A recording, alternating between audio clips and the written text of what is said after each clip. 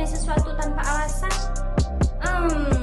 Kadang-kadang kita juga bisa mikir sih, kok mimpi kita aneh-aneh ya? Nah, di sini kita bakalan kenalan sama tokoh yang bakalan ngubek-ngubek isi dalam pikiran manusia. Siapa dia? Sigmund Freud. Sigmund Freud lahir pada tahun 1856 di Austria. Ia hidup di masa Eropa sedang berubah, ilmu pengetahuan sedang berkembang, sementara masalah mental masih dianggap tabu.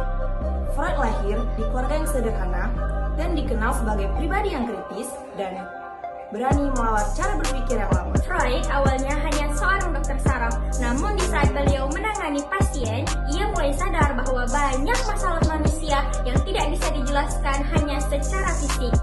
Nah, di sini Freud mulai mengembangkan pendekatan baru yang dikenal sebagai psikoanalisis. Kontribusi terbesar Sigmund Freud adalah teori psikoanalisis yang menyatakan bahwa perilaku manusia dipengaruhi oleh konflik batin yang tidak disadari.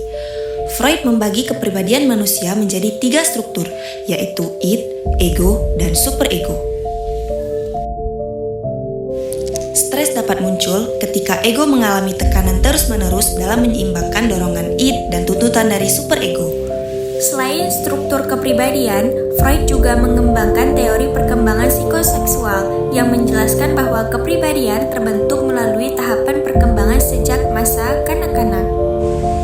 Teori Freud yang terkenal itu Oedipus Complex. Jadi simpelnya anak kecil itu punya kebutuhan dan salah satu kebutuhannya yaitu kebutuhan seksual. Ketika seseorang memiliki kebutuhan seksual, maka butuh yang namanya subjek. Siapa sih subjek si anak ini?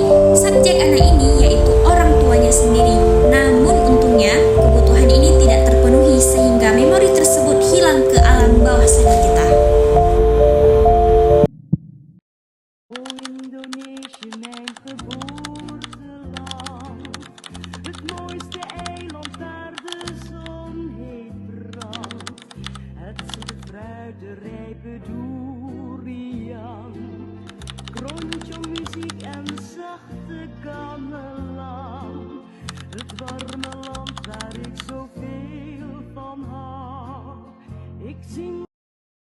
Nah, kesimpulannya, Sigmund Freud merupakan tokoh penting dalam sejarah psikologi yang memperkenalkan teori psikoanalisis untuk memahami perilaku manusia melalui konflik batin dan alam bawah sadar.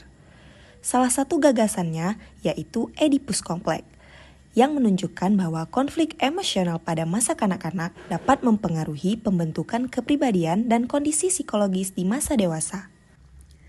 Meskipun teori Freud memiliki keterbatasan dan mendapatkan berbagai kritik, pemikirannya tetap memberikan kontribusi besar terhadap perkembangan psikologi, khususnya dalam memahami stres dan konflik batin manusia. Bagi mahasiswa psikologi, teori Freud ini membantu melihat bahwa permasalahan psikologis tidak hanya dipengaruhi oleh faktor eksternal, tetapi juga oleh pengalaman dan konflik internal yang tidak disadari.